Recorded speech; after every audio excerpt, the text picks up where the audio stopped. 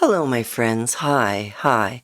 Arlene here. Arlene Bishop, artist on the spectrum. I'm a singer-songwriter, and 2 years ago, I found out that I'm autistic, and about a year ago, I found out that I have ADHD as well.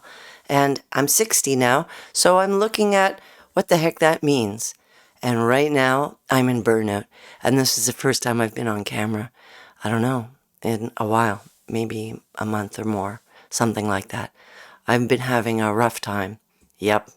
And I've been having such a rough time that I started to wonder, am I disabled?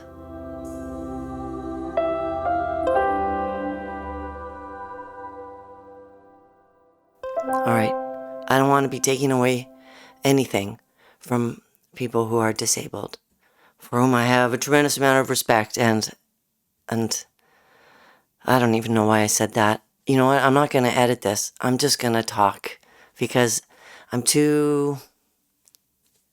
can't worry about it too much. Yeah. Am I disabled? Are you disabled? Are you, as a newly diagnosed autistic person, disabled? Because when I look at it, when I go backwards, I mean, the reason why I got diagnosed in the first place is because I thought that I was losing my mind. I thought that there was something genuinely wrong inside my brain. And no, there's nothing wrong inside my brain. I'm neurodivergent.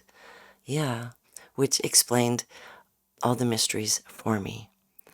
And it explained a lot of my comorbidities, my physical, medical things that I have, that for years and years, I don't think it was gaslighting. I think it was actually that the doctors didn't know. I wish they had known. But, appointment after appointment of people, I don't know, thinking that I'm exaggerating or being dramatic or I'm a princess or I've got a low pain tolerance or whatever it is. So yeah, I just had a list of kind of diagnosed things, and then neurodivergence showed us that my kind of diagnosed things are common comorbidities. And when I get burnt out, those comorbidities all come up. I suffer. I suffer from so many different things, and it's only now that I can see that that's what's happening. But now, at 60, after decades of going into burnout and dealing with it however I could, right, in the early days, I didn't know that it was burnout. When I was a teenager and I was burned out, none of us addressed it like that. We all addressed it like it was a behavioral issue, that I was being uncooperative, that I was being unsociable, that I was being all kinds of behavioral things that weren't attractive and desirable. And so I pushed myself. I was pushed and I pushed myself. And then early in my 20s, how did I deal with my burnout then, when I was no longer under my parents' care, watchful eye? I tried to figure out some other things myself. I tried to figure out how to feel better when I crash with, does alcohol make me feel better? Do drugs make me feel better? Just doing whatever I could, trying whatever I could to feel better. And then as a parent, as a young parent, no, not as a young parent. I became a parent at 37, so I wasn't young. But when my kid was young and I was burnt out, well, I think one of the things that happened is it was the end of my marriage. I don't think my husband, we didn't know I was burned out. And he couldn't stand it anymore, I guess. And I couldn't either. And we decided that it was the marriage. Anyway, then later on, as a single person, I dealt with it just by being alone, just cutting everything off, making my world smaller.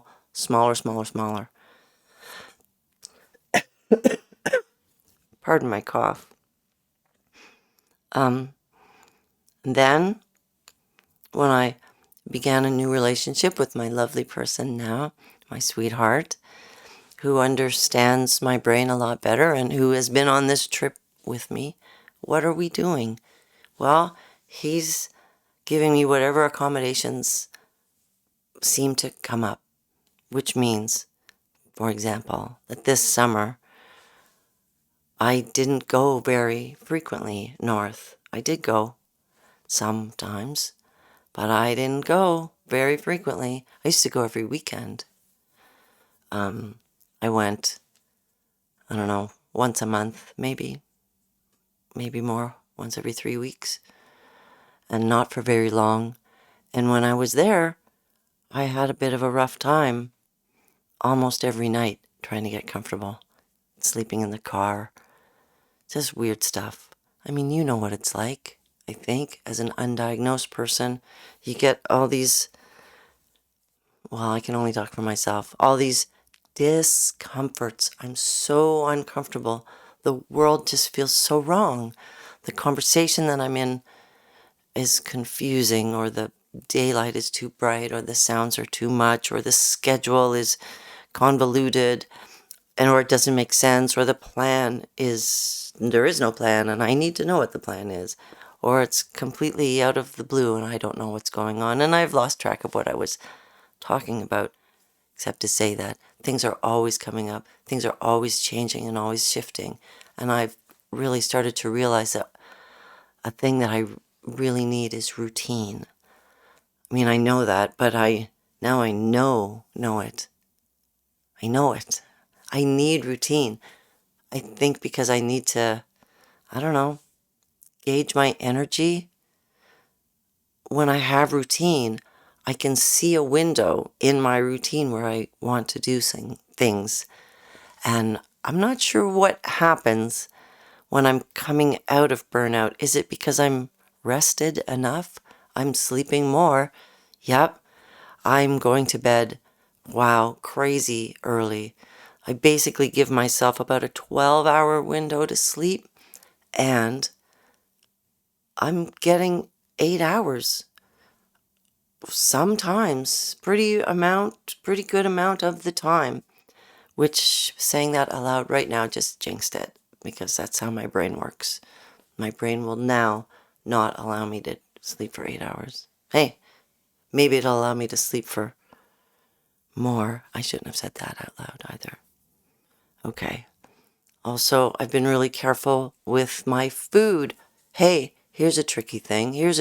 I told you a few months ago that I had started this GLP-1, the semaglutide, for weight loss. It's one of my comorbidities, is that I put on weight during perimenopause and menopause, and it wasn't going anywhere. I couldn't get it off. I was down to like 800 calories a day, and I wasn't shifting any weight, and I was really feeling sick. So I tried this semaglutide thing. Now here's a classic thing. Here's a classic Arlene thing. I started this drug, and then I forgot that I was taking this drug, which I have to take once a week. So once a week I remember, and I remember that I'm on the drug, but I forget that I'm on the drug and that it is affecting my body, and it's kicking up, I think, associations that I have from before that are confusing me a little bit. The neat thing about this drug, the reason why I wanted to try it, is because it affects my brain. It's affecting the communication between my brain and my stomach. And I already know that the communication between my brain and my stomach is weird. It was weird before. I have a weird list of safe foods. No, actually, I shouldn't say that. I used to think it was a weird list of safe foods until I started meeting other autistics on the internet and learning about other people's safe foods. So I have safe foods. I have safe foods because I'm celiac, and because I have IBS, comorbidities, and I have food preferences because some foods are just really gross. Like, no way are you going to get me to eat a beet. Bleh. It's like dirt. And dirt is delicious, but beets are gross. Yep. What am I talking about? Oh, yeah. So then I take this drug.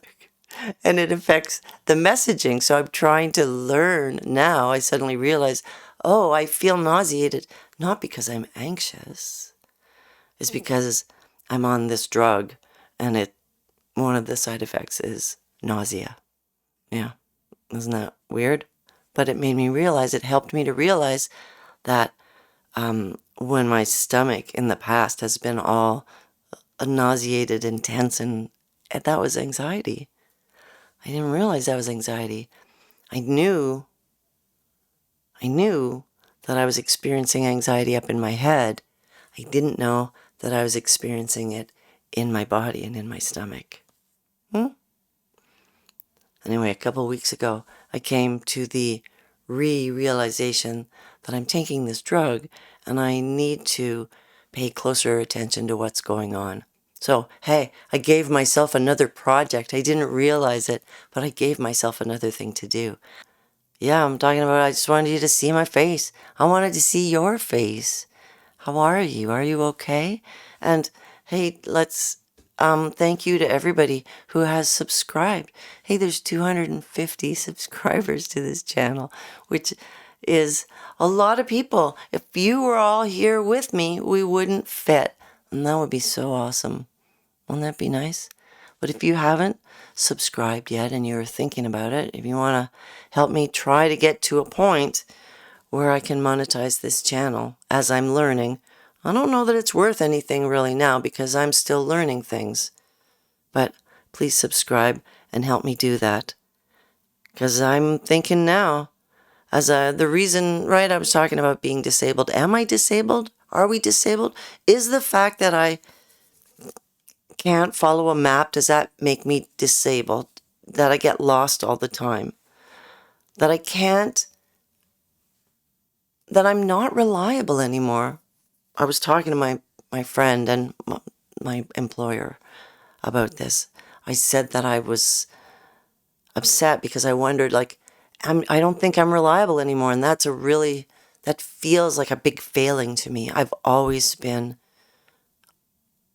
thought of myself as being a reliable person work-wise, right? Money is a necessary thing. So I've always been really lucky if I found work that I was interested in. And now I'm afraid, as a songwriter, as a musician, as you know, I don't know if you know the way that royalties work, but when you hear music, the writer makes tiny bits of money. It used to be that he used to make more money and be able to actually make a living. Now you can't make a living. I can't make a living making music anymore. But I still make music. But I don't think I can take on another job. In fact, I feel quite confident that I can't take on another job. I've worked at least 2, maybe even 3 jobs all the time, simultaneously, my whole life, except during the pandemic. Then I only had 1 job. Yeah, I only had 1 job then. No, that's not true. I had 2 jobs then. Anyway, I've always had a lot of jobs because I'm interested in different things.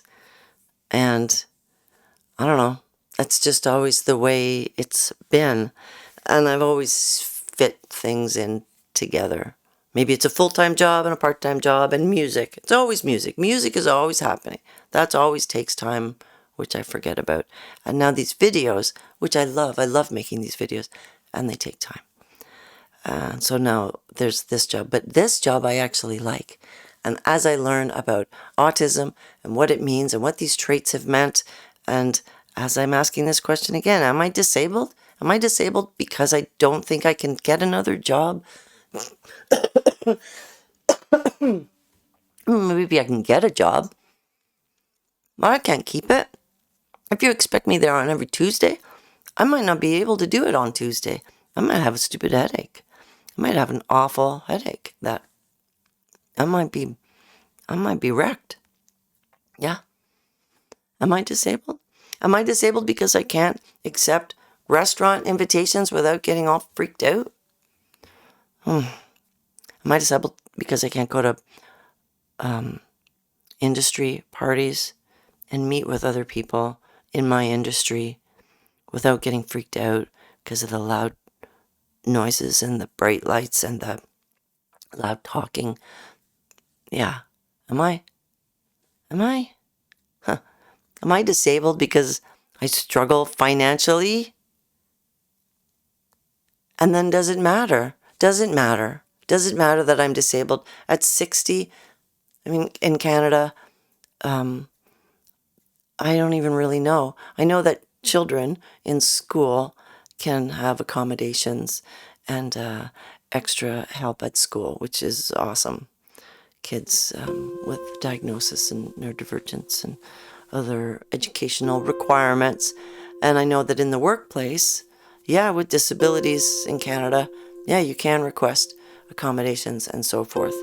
And I know that in Canada, people can get short-term and long-term disability.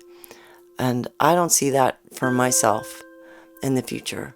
I don't see that. I don't see myself applying for going through a long process to receive some sort of assistance. Actually, what would be a lot easier is if the world could just change. If everybody could just be not so psycho. How is it that right now, okay, now I'm going off and this is a really long discussion. I'm sorry about this. And if you're still here, thank you very much. I feel a little bit cheesed off that at exactly the time when I find out that I'm neurodivergent, that I'm autistic, and that I have ADHD, and that I'm dyslexic, and that I find all these things out about myself that actually made me feel really good about myself. I am not ashamed of being autistic. I'm proud of it. I am proud of having found out what's going on in my brain and having gone through that process. I'm proud of that.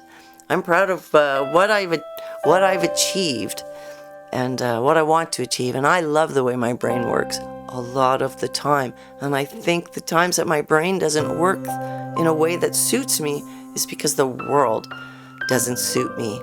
So I don't know, is there a petition?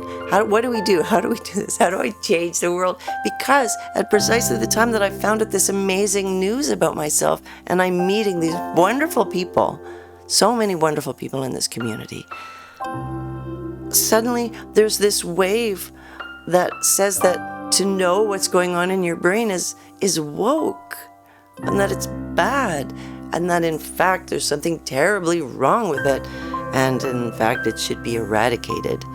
Oh my goodness, that's happening not too far from where I live, across the border, and unfortunately here in Canada sometimes we get influenced by those sort of cultural earthquakes, those shifts that happen. Yeah, sometimes they come across the border. Yep, and there are people here who say nasty things about neurodivergent people. And so here I am reminding you that I am here for you. And you take care of yourself. And I'm going to take care of myself. And you know what? So what if I'm disabled? Whatever. That's awesome. I think actually that might be a little bit more empowering right now that I think about it. Knowing that I might not be fully able all the time and just accept that. Maybe that's good. Yeah, maybe that's empowering. You take care of yourself, my friend. I'm going to take care of myself. And let's take care of some other people. And I'm going to see you really soon. Peace, my friend.